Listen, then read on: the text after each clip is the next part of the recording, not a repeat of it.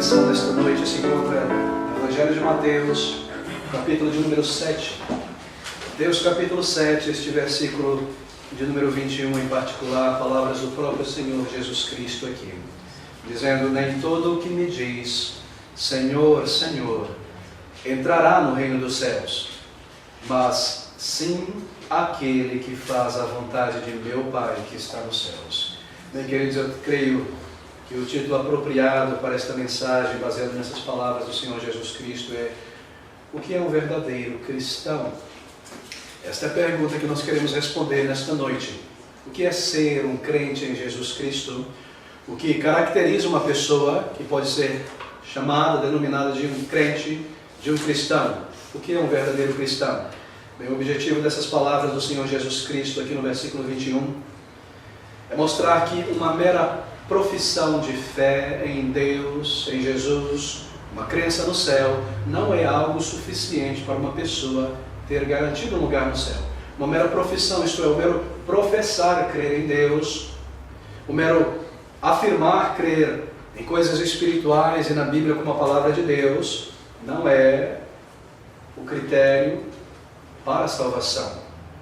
Mera afirmação de crença em Jesus Cristo, mera afirmação de fé na mensagem da palavra de Deus não é suficiente para reconciliar uma pessoa com Deus e garanti-la a eternidade. Aqui está, nas palavras de Jesus, nesses versículos 21 a 23, nós encontramos uma advertência muito séria e muito profunda. Há uma advertência sobre o perigo de colocarmos a dependência, a certeza de nossa salvação na religiosidade, em performances religiosas externas, como frequentar uma igreja, ler a Bíblia, boas obras e coisas como essas. E também aqui está uma advertência sobre o perigo de confiar em si mesmo, bons pensamentos, boas emoções, boas afeições quanto a Deus, quanto ao próximo. Há uma advertência da parte do Senhor Jesus Cristo quanto à falsidade dessas bases espirituais para uma pessoa dizer ter certeza de salvação. E por outro lado, o Senhor Jesus Cristo também nos dá aquilo que uma pessoa deve buscar. Ele nos aponta o que é que torna uma pessoa um verdadeiro salvo, o que qualifica alguém para a vida eterna, em outras palavras. Bem, aqui no versículo 21 nós temos as palavras do Senhor Jesus: nem todo o que me diz Senhor, Senhor, entrará no reino dos céus. O Senhor Jesus Cristo, ele terminara de proferir aquele grande sermão do monte, e é no contexto do final deste grande sermão que ele profere essas palavras. Ele estava na Galileia, isto é, no norte de Israel, e ali uma imensa multidão se reunia em volta dele, e por algumas horas ele começa a ensinar, não a multidão em específico, mas em particular os seus discípulos, porque aquele sermão é dirigido a pessoas que já se aproximaram de Deus pela fé para a salvação. E ao terminar aquele discurso, tendo visto aquela multidão em volta, ouvindo aquelas palavras, de modo a advertir aquela multidão sobre o perigo de uma mera religiosidade, de uma mera crença superficial, ele declara essas palavras tão profundas, dizendo: nem todo o que diz a mim, Senhor, Senhor, entrará na vida eterna no reino dos céus. O Senhor sabia muito bem sobre o perigo que há no coração humano de meramente crer numa mensagem, de concordar com uma mensagem e parar por aí. Aquela multidão acabara de ouvir o maior discurso que alguém já pronunciou sobre a face da terra, o Sermão do Monte. E muitos, a partir daquele momento, passariam a se considerar como seguidores do Senhor Jesus Cristo. Mas eles ficariam nisso apenas. Eles ficariam apenas numa profissão de fé. Eles diriam: eu creio naquele homem. Eu creio que ele é um grande profeta, talvez o Messias prometido no Antigo Testamento. E então continuar a viver as suas vidas sem nenhuma mudança, sem nenhuma transformação, sem nenhum sinal de vida espiritual. E porque ele sabia dessa tendência que há em cada um de nós, de compreendermos uma mensagem e concordarmos com ela, com a sua validade, com a sua profundidade, mas ao mesmo tempo não respondermos àquela mensagem. Daí então a necessidade desta grande advertência: nem todo que me diz Senhor, Senhor, isto é, nem todo que profere fé em mim e diz eu creio em Ti, Senhor, entrará no reino dos céus. Bem, ele diz em linhas gerais que uma mera profissão de fé, dizer crer em Jesus, dizer-se ter uma religião, Dizer crer na mensagem da palavra de Deus não é suficiente para um homem, para uma mulher ter um lugar garantido no céu. Isso não nos torna pessoas dignas da vida eterna. Bem, queridos, como você sabe, essa é a nossa pergunta, como você sabe se você realmente nesta noite pertence a Deus? É um filho de Deus, é uma filha de Deus, é um crente verdadeiro. Como você pode saber sobre isso? Você diz crer em Deus, mas será que Deus crê em você? Será que Ele olha sobre você como um filho de Deus, uma filha de Deus? Como você pode saber? O que leva uma pessoa a estar certa de que ao final de sua vida ela será recebida no céu para a vida eterna? O que te garante que ao final da tua vida você receberá o céu como herança? Bem, às vezes nós fazemos a seguinte pergunta às pessoas no trabalho de evangelismo, quando encontramos pessoas por aí, nós perguntamos a ela: você crê ser uma pessoa salva? Em outras palavras, se a tua vida tivesse que terminar hoje, para onde iria a tua alma? Para o céu, para a presença do Senhor, para a eternidade? Qual será o destino eterno da tua alma se você tivesse que terminar os teus dias hoje? Você tem certeza da sua salvação? E a maioria das perguntas, as pessoas respondem sim, eu tenho certeza. Então, de modo a auxiliar a pessoa, nós perguntamos também: você baseia essa certeza em quê? Como você pode ter certeza de que você é um cristão, uma pessoa salva? E aí onde inicia o problema. Porque a maioria das respostas são dadas nessas linhas. Bem, eu creio que eu estou salvo porque eu não sou como tantas outras pessoas. Eu cuido da minha vida, eu não meto meu nariz na vida de ninguém, eu nunca fiz mal a ninguém, eu nunca matei ninguém, eu nunca roubei algo muito grande, eu cuido da minha vida. E sendo assim, eu sei que quando eu chegar na presença do Senhor, Ele vai me deixar passar e entrar, e eu tenho um lugar garantido. Bem, eu não sou perfeito, mas eu não sou um criminoso, eu não sou um mensaleiro, eu não sou alguma coisa do tipo, não é? E nós temos esse tipo de resposta. Outras pessoas apontam para a sua criação religiosa, elas dizem: oh, eu cresci num lar religioso, cristão, os meus pais, os meus avós, eu sempre frequentei a igreja, e eu creio nessas coisas, e eu vou à igreja, certamente Deus me receberá no céu. E outras pessoas apontam para a sua crença e para os seus sentimentos que tem para com Deus. Elas dizem: eu tenho uma crença muito forte, uma fé muito forte em Deus, oh, como eu creio em Deus, e eu me apego a Ele, eu oro, eu rezo, eu busco, eu vou na igreja, coisas desse tipo. Mas, queridos, observe o que o Senhor Jesus Cristo está dizendo aqui. Ele diz: nem todo que me diz Senhor, Senhor, entrará no reino dos céus, mas aquele que faz a vontade de meu Pai que está nos céus. Há uma implicação muito séria nessas palavras do Senhor Jesus Cristo. E a primeira implicação que nós temos aqui é que não importa quão genuíno, quão sincero, quão firme, forte sejam os teus pensamentos e os teus pensamentos a respeito, sentimentos e pensamentos a respeito de Deus, isso não te garante a eternidade e um lugar no céu. Isso em si, a força da tua sinceridade, dos teus pensamentos, não te recomenda a Deus, não pode trazer uma pessoa à presença de Deus, nem garante uma pessoa a entrada no céu, porque Jesus Cristo está dizendo: nem todo que me diz Senhor, eu creio em Ti. E a repetição do termo Senhor aqui mostra uma intimidade. Nem todo que diz Senhor, Senhor, aqui estou eu, Tu nos conheces. Nem todo que me diz conhecer a mim, em outras palavras, herdará a vida eterna. Você pode ser uma pessoa agradecida a Deus por tantos benefícios e bênçãos na vida, talvez coisas que Deus te deu, coisas que Ele te permitiu alcançar. Muitas vezes as pessoas dizem: eu tenho certeza que Deus me abençoou nisso e naquilo. Eu estava por um momento de dificuldade, um certo perigo, uma enfermidade, e eu clamei a Deus, e Ele me ouviu, e nós cremos nisso. Mas sabe por que Deus faz isso? Porque Ele ouve o nosso clamor no momento de perigo e interage conosco. Ele faz isso para nos mostrar que Ele é real, que Ele existe, e que nós precisamos agora nos voltar a Ele e buscar conhecê-lo em arrependimento, em fé, ter uma bênção de Deus em nossa vida, ter a mão de Deus intervindo em uma situação difícil. Não perdoa os nossos pecados, nem nos reconcilia com Deus, nem nos garante a eternidade.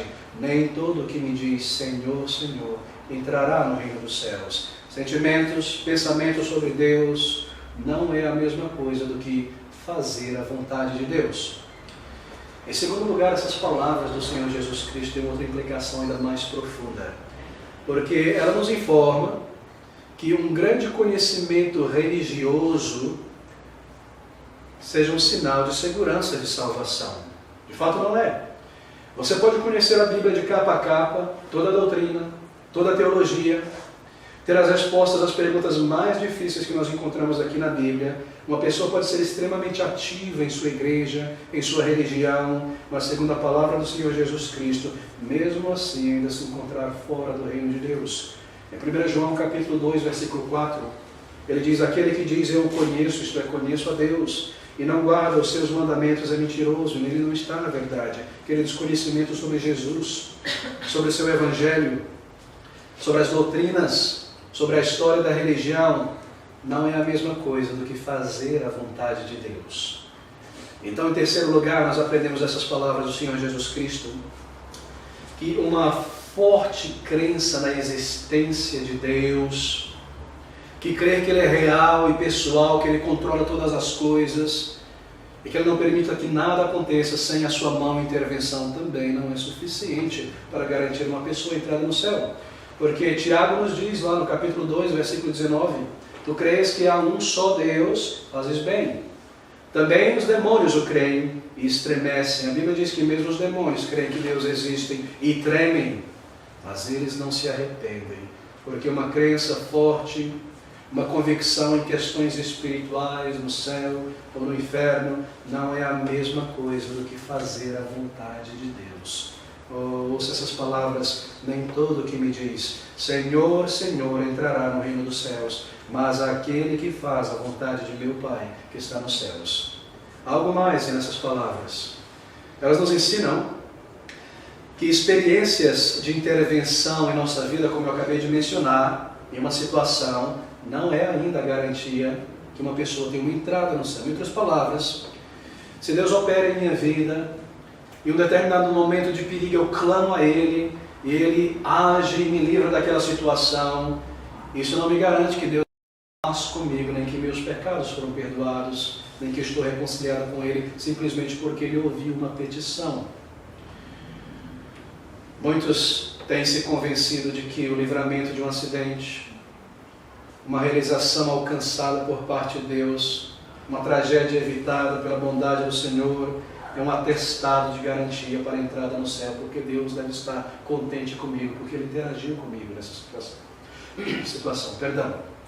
E assim muitas pessoas baseiam a sua certeza de salvação em coisas tão abstratas e subjetivas como essa. Mas, queridos, uma experiência da intervenção de Deus em nossa vida não é a mesma coisa do que fazer a vontade de Deus. Bem, certamente essas experiências nos ensinam muito sobre Deus.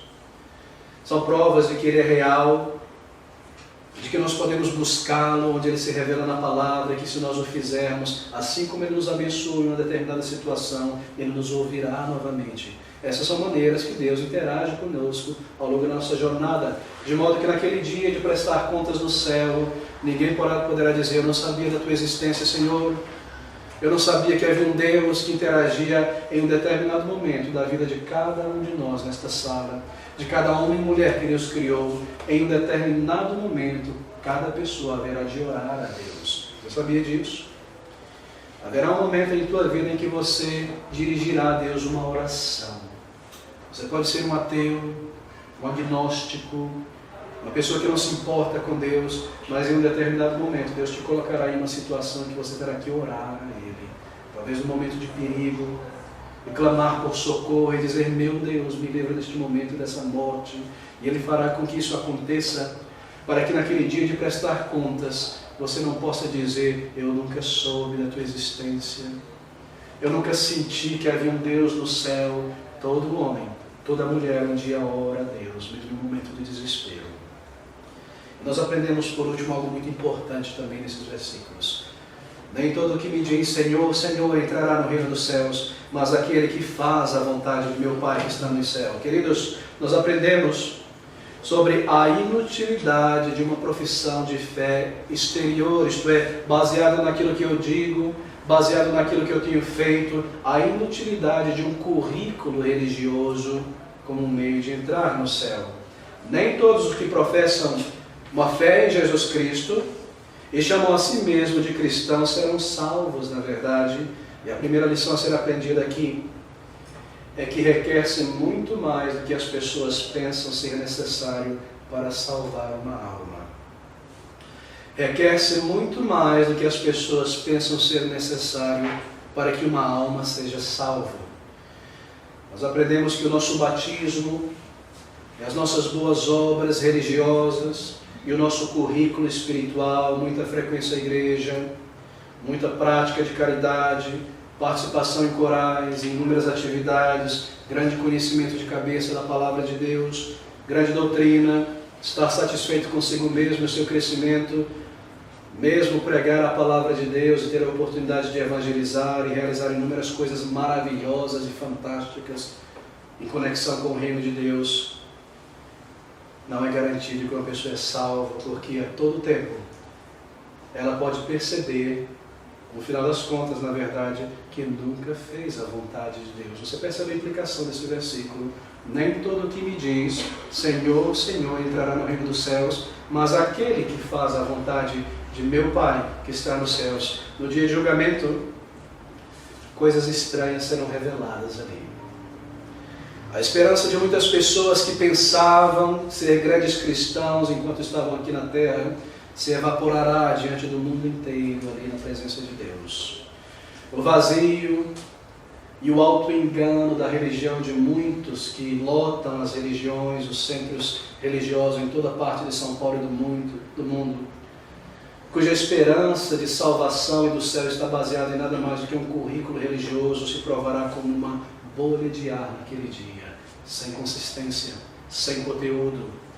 Então muitos serão expostos à vergonha diante de Deus e do mundo inteiro, e será provado que ser um salvo significa algo mais do que ter um currículo religioso. Mas o Senhor Jesus Cristo segue nesses versículos advertindo ainda, ele diz, muitos me dirão naquele dia, observe essas palavras, muitos me dirão naquele dia, Senhor, Senhor, não profetizamos nós em Teu nome, e em Teu nome, Senhor, não expulsamos nós demônios, e em Teu nome não fizemos muitas maravilhas. Perceba que as pessoas com quem Jesus conversa aqui naquele dia, e por aquele dia se refere ao dia de juízo, não são meras pessoas comuns como você e eu aqui nesta noite, que frequentam uma igreja, mas são pessoas altamente religiosas. São pessoas que fizeram coisas que você e eu talvez nunca faremos. Veja o que eles fizeram. Observe o currículo religioso desses indivíduos, desses homens e mulheres. Muitos naquele dia me dirão, Senhor, Senhor, primeiro, não profetizamos nós em Teu nome. Segundo, em Teu nome, Senhor, não expulsamos nós demônios. E em Teu nome não fizemos nós muitas maravilhas. Observe algo surpreendente agora aqui. Essas pessoas que o Senhor se refere aqui, a única resposta do Senhor Jesus Cristo para elas é essa: nunca vos conheci. Então lhe direi abertamente, nunca vos conheci. Depois que elas apresentam seu currículo religioso diante do Senhor, Jesus Cristo dirá a elas, nunca vos conheci. É surpreendente ouvir essas palavras. Sabe o que o Senhor Jesus Cristo não disse aqui? Ele não disse, vocês não profetizaram. Ele não disse, vocês não expulsaram demônios. Ele não disse, vocês não fizeram muitas maravilhas. Porque eles fizeram isso sim. Eles expulsaram demônios, eles profetizaram, eles fizeram muitas maravilhas. Tudo que o Senhor Jesus Cristo diz a eles foi, nunca vos conheci. Apartai-vos de mim, vós que praticais a iniquidade. Eles fizeram tudo isso. E ainda assim o Senhor Jesus Cristo diz, nunca vos conheci. A maioria de nós nunca realizou grandes atos miraculosos neste mundo. Nem haveremos de o fazer. E essas pessoas realizaram de fato tudo isso que nós acabamos de ler aqui. E ainda assim o Senhor afirma que eles, que elas não pertencem a Ele. Nunca vos conheci. Muitos me dirão naquele dia de julgamento, quando Cristo reunir toda a humanidade para julgar o mundo diante dele, segundo seus feitos, segundo a sua resposta ao Evangelho, segundo a sua vida em relação a esta mensagem de salvação, então haverá aquelas pessoas que dirão: Senhor, quando nós estávamos na terra nós te conhecíamos, nós te chamávamos de Senhor e proclamávamos o teu nome como Senhor no mundo. E veja o nosso currículo, veja o que nós fizemos, nós expulsamos demônios, e isso não é algo pequeno, e nós profetizamos, e nós realizamos sinais enquanto estávamos naquele mundo. Nós profetizamos, expulsamos demônios e realizamos coisas tão maravilhosas. E tudo o que ouvirão do Senhor Jesus Cristo será: eu nunca vos conheci. Quem sois vós? Apartai-vos de mim. O que significa dizer, na verdade: eu nunca aprovei o que vocês fizeram. Nunca vos conheci. O que significa dizer: eu nunca tive prazer no que vocês fizeram, nunca vos conheci. O que significa dizer que, embora eu permiti isso, vocês nunca o fizeram para a minha glória, nunca vos conheci. Eles então ouviram também, além desta frase, esta outra palavra: apartai-vos de mim, vós que praticais a iniquidade, o que corresponde às mesmas palavras de Mateus capítulo 25, versículo 41, quando o Senhor Jesus Cristo diz essas palavras tão sérias: então dirá também aos que estiverem à sua esquerda: apartai-vos de mim, malditos, para o fogo eterno, preparado para o diabo e seus anjos. É a mesma coisa que o Senhor Jesus Cristo está dizendo: pastor, mas o inferno é só para o diabo e os seus anjos. Sim, e para os malditos: apartai-vos de mim, malditos. É o que Cristo está dizendo aqui: nunca vos conheci. Queridos, você percebe a gravidade dessas declarações?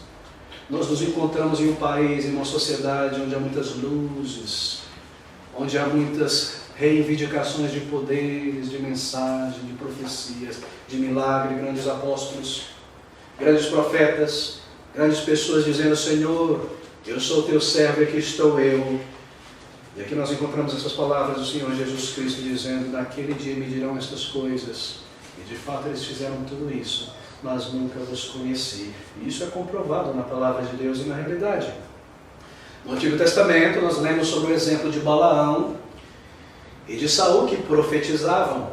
Mas todos nós sabemos que esses dois são os exemplos clássicos do Antigo Testamento de pessoas iníquas, de pessoas que detestavam a Deus e a sua palavra.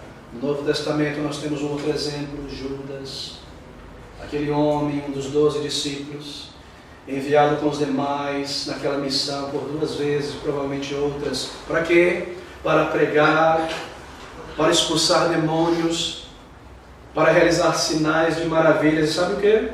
Ele fez tudo isso. Ele expulsou demônios e por fim se descobriu que o demônio estava nele. Uma pessoa que nunca nascera de novo, uma pessoa corrupta em seu coração, uma pessoa cheio de vaidade, de concupiscência, preso às tentações do maligno. Essas palavras são muito sérias. Se uma pessoa consegue de alguma maneira realizar coisas extraordinárias, isso não pode nos levar à conclusão sobre o seu estado espiritual.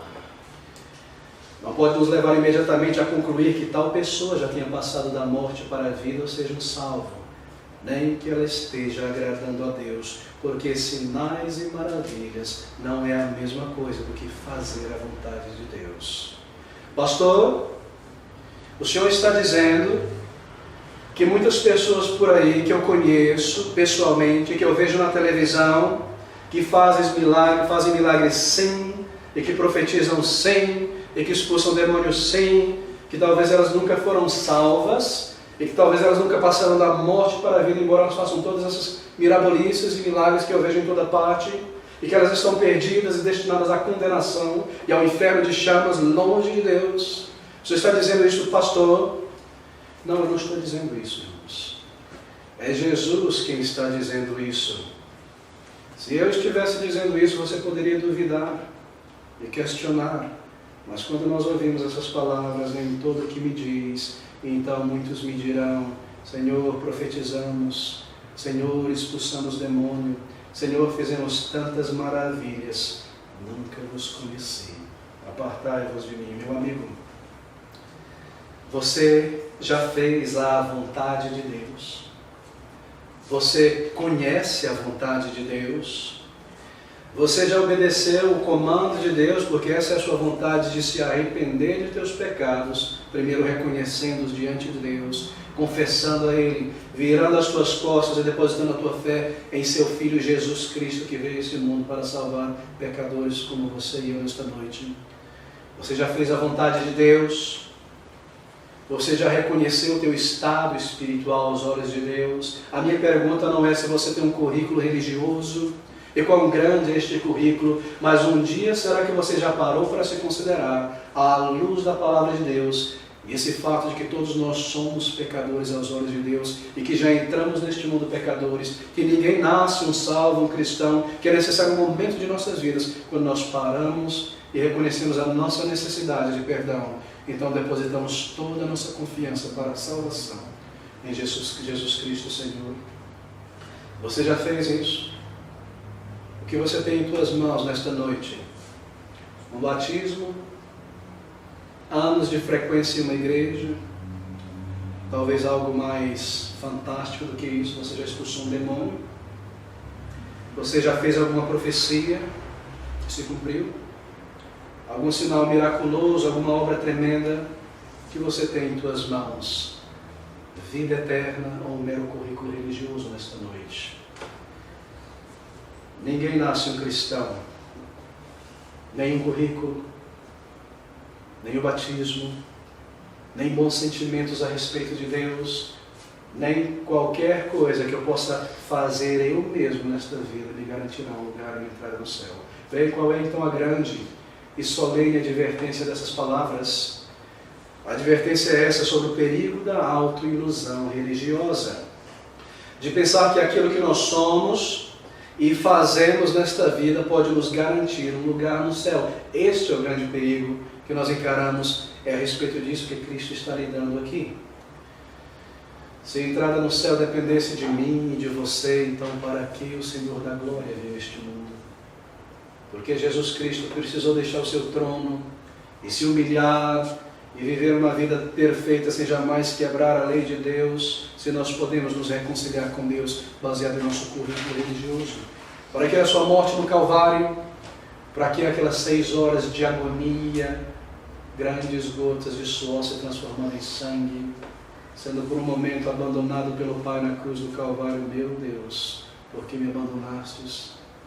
Para que tudo isso, se eu posso me reconciliar com Deus por mim mesmo? Nem todo o que me diz, Senhor, Senhor, entrará no reino dos céus. Para que o Calvário? Para que o Espírito Santo enviado a este mundo, se depende de nós. Oh, amigos, qual é o critério então estabelecido pelo Senhor Jesus Cristo para a salvação? Como uma pessoa pode chegar ao final da sua vida com a certeza absoluta que já passou da morte para a vida? Bem, isso está aqui nas palavras do Senhor Jesus Cristo. Versículo 22, muitos me dirão naquele dia, Senhor, Senhor, não profetizamos nós em Teu nome? E em Teu nome não expulsamos nós demônios? E em Teu nome não fizemos muitas maravilhas? Essa é a declaração daqueles que se baseiam em suas obras. Mas no versículo 21 ele diz então, nem todo o que me diz novamente, Senhor, Senhor, são esses. Entrará no reino dos céus, mas observe agora, mas aquele que faz a vontade de meu Pai que estás nos céus. Bem, nós chegamos a essa questão. Se essas experiências religiosas que nós descrevemos até aqui não são nada mais do que fruto de autojustificação diante de Deus, de modo que não garantem a ninguém a entrada no céu e a vida eterna, quais são então as experiências aceitáveis por Deus? Como eu posso ter certeza de salvação? Como eu posso ter a certeza de que ao final da minha vida eu serei recebido por Deus para a eternidade? Aqui está, mas aquele que faz a vontade de meu Pai que estás nos céus. Você sabe qual é a vontade de Deus? Essa é a grande questão. Se você se esqueceu essa noite de tudo que eu disse até aqui, não se esqueça disso. Essa é a vontade e a exigência e o comando de Deus para cada um de nós nesta noite. Abra comigo em João capítulo 6. João capítulo 6, versículo 40. Ouça essas palavras. A pergunta é: qual é a vontade do Pai? A vontade de Deus, aquilo que Ele espera que nós façamos, de modo a receber A vida eterna, e a resposta é essa, portanto, João 6,40, portanto a vontade daquele que me enviou, isto é, de Deus, é esta, que todo aquele que vê o Filho e crê nele tenha a vida eterna, e eu ressuscitarei no último dia. Amigos, aquilo que Deus ordena a uma pessoa, de modo a recebê-la um dia na eternidade, é algo muito diferente daquilo que nós imaginamos que nos recomenda a Deus. Isso tem surpreendido muitas pessoas e me surpreendeu tremendamente um dia. Ele diz, a vontade de meu Pai é esta, que aquele que vê o Filho e crê no Filho tenha a vida eterna. Eu gostaria que você entendesse essas palavras e nós corremos para a conclusão. Vê o Filho de Deus, não com os olhos físicos, não apenas os milagres de Jesus, não apenas os pães e os peixes que Ele pode multiplicar para encher o teu estômago, não apenas as bênçãos para esta vida. Ver o Filho é ver quem Ele é, a sua obra, o seu caráter e a sua mensagem. Ver o Filho é mais do que crer em seus milagres, é mais do que ver as suas obras. Muitos judeus no tempo do Senhor Jesus Cristo viram muitos milagres de Jesus Cristo, e a Bíblia nos informa que ainda assim eles tinham seus olhos cobertos. Ver a Cristo significa discernir quem Ele é. Você já discerniu quem é Jesus? O Filho de Deus, a segunda pessoa da eterna Trindade, que deixou o seu trono na glória e que entrou neste mundo para salvar pecadores como nós nesta noite. Você já olhou para Jesus Cristo como Salvador e viu em Jesus a única esperança para a tua eternidade? Você já se voltou para Ele com os olhos da fé, contemplando a Cristo como aquele que te pode curar e te salvar? Você já viu o Filho? Ou será que tudo que você viu foi uma religião e obras e feitos e ações? Você já olhou para Jesus com os olhos da fé e creu nele? Não apenas que Ele existe, não apenas que Ele pode fazer tudo o que Ele declara, mas que Ele pode fazer por você nesta noite, se você crê, se você se volta a Ele e se você pede pela vida eterna. Crer no Filho de Deus. O que é crer? Crer, queridos, é reconhecer a minha distância de Deus, os meus pecados, a verdade da palavra de Deus que me diz que aquele que não crê está condenado, porque eu ainda não criei, eu sou um condenado. Crer, ou ver, é crer, é vir a Jesus pela fé como um pecador, a um Salvador que salva pecadores. Crer é deixar o orgulho de lado e vir pela fé e se entregar e receber a vida eterna. Que palavras tremendas. Versículo 39. E a vontade do Pai que me enviou é esta, que nenhum de todos aqueles que me deu eu perca, mas que o ressuscite no último dia. Ele veio a este mundo para salvar. E se você se voltar a Ele, estará provado que Ele veio para você também. Porquanto a vontade daquele que me enviou é esta, que todo aquele que vê o Filho e crê nele tenha a vida eterna, e eu o ressuscitarei no último dia. Experiências religiosas, um currículo religioso, grandes sentimentos por Deus, obras, frequência a uma igreja, um batismo, nada disso é válido. Mas crer em Jesus, isso envolve arrependimento de pecados, envolve reconhecimento da minha necessidade. Isso envolve, então, dar um passo em direção a Ele. Oh, tremendas palavras do Senhor Jesus Cristo, aqui em nosso texto de Mateus. Nem todo que me diz, Senhor, Senhor, entrará no reino dos céus, mas aquele que faz a vontade de meu Pai que está nos céus. A vontade dele é que você creia. A vontade é que você venha em arrependimento, que você creia que você é um pecador necessitado, e que você creia que Ele é um salvador de pecadores necessitados, e que você creia que se você vir pela fé, Ele vai te receber, e te salvar, e te lavar, e te dar um novo coração. Você crê nisso?